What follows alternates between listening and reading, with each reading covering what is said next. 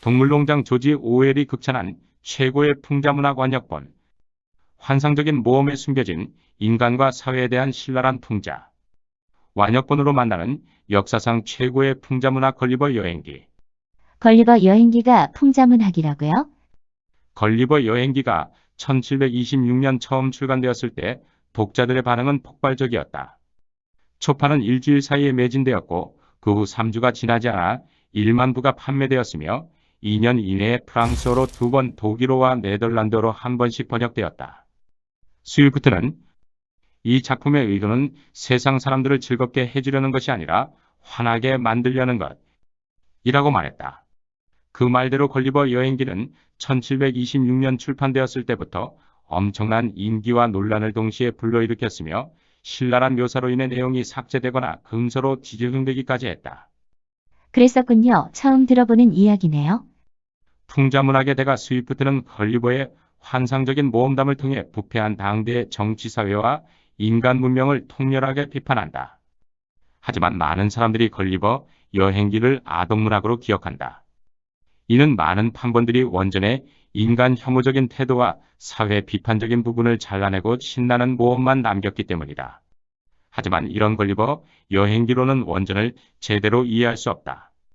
이제 현대지성의 완역본 걸리버 여행기로 스위프트가 그려낸 진정한 풍자와 해악의 세계를 만나보자.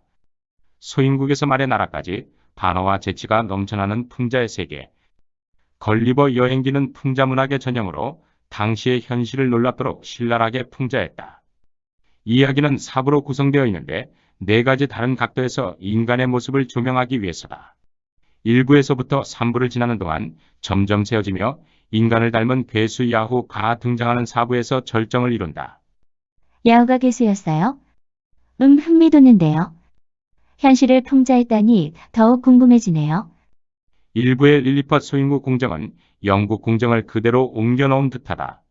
구두 굽이 높은 굽이냐 혹은 낮은 굽이냐에 따라 당파가 갈라지는데 이는 영국의 토리당과 휘그당을 풍자한다. 달걀을 어떻게 깨냐의 문제로 가톨릭과 개신교의 갈등을 암시하고 걸리버를 대하는 군주를 묘사하며 관대한 척하지만 실은 째째한 군주를 비꼬기도 한다. 2부는 거인국인 브롭딩넥 여행기다. 소인국의 우스꽝스러운 당파 싸움을 비웃던 걸리버는 거인국에서 도리어 조롱의 대상이 된다. 걸리버가 국왕을 상대로 도시를 날려버릴 수 있는 포탄을 제조하는 법을 알고 있다고 하면서 자신의 능력을 과시하자 국왕은 소인의 과도한 자부심을 비웃으며 벌레만도 못한 생각이라고 비난한다. 스위프트는 걸리버가 소인국에서는 거인이요 거인국에서는 소인이 되는 것과 같이 인간의 모든 가치는 상대적이라는 사실을 말하고자 했다. 3부는 날아다니는 서민 라피타 여행기로 비실제적인 과학과 그 이론을 풍자하고 있다. 발리바비 섬을 식민 지배하는 라피타는 당시 아일랜드를 지배하던 영국을 나타낸다. 라피타 사람들은 실용성은 무시하고 오직 학문을 위한 학문을 추구하며 이는 학술원에서 절정을 이룬다. 오이에서 햇빛을 추출하려는 계획자 맹인이면서 화가들을 위한 물감을 만드는 계획자 등이 등장하는데 그들은 나라를 발전시키려 하지만 현실성 없는 기술로 오히려 나라를 더욱 황폐하게 한다. 또 3부에서는 일본 같은 실제 나라와 환상의 나라가 뒤섞여 등장하는데 300년 전에 나온 원전 사파 지도의 동해가 Sea of Korea로 표기되어 있는 점이 흥미롭다. 마지막 4부는 말의 나라인 후이늠이다. 여기서는 말이 인간 같은 이성 있는 존재로 그려지며 야후라 불리는 인간 같은 괴물들이 존재한다.